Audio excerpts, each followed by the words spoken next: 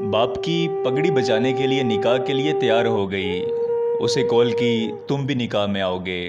तो उसने मना कर दिया कि मैं निकाह में नहीं आऊँगा। मेरे बहुत इصرار करने पे वो मान गया। निकाह का वक्त हुआ, वो बिल्कुल मेरे सामने खड़ा था। आज मेरी दी हुई अंगूठी भी पहन कर आया था।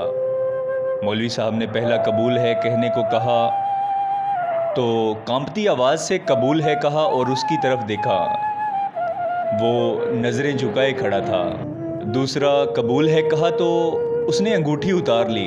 जब तीसरा कबूल है कहा तो एक आंसू उसकी आंख से निकला और उसके रुखसार पे बह गया। उसके हाथ से अंगूठी गिर गई और वो चला गया और मेरी रुखसती हो गई। मेरी दोस्त भी मेरे साथ थी।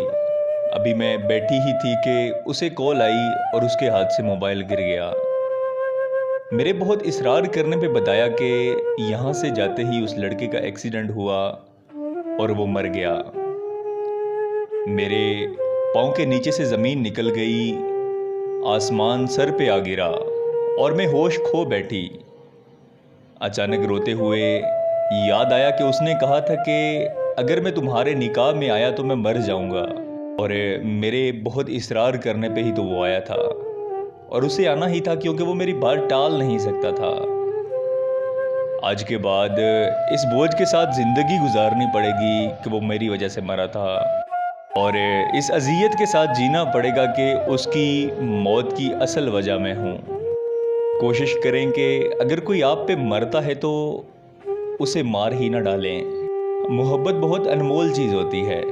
वो सुना है ना आपने कि इतने जालिम ना बनो, कुछ तो मुरव्वत सीखो।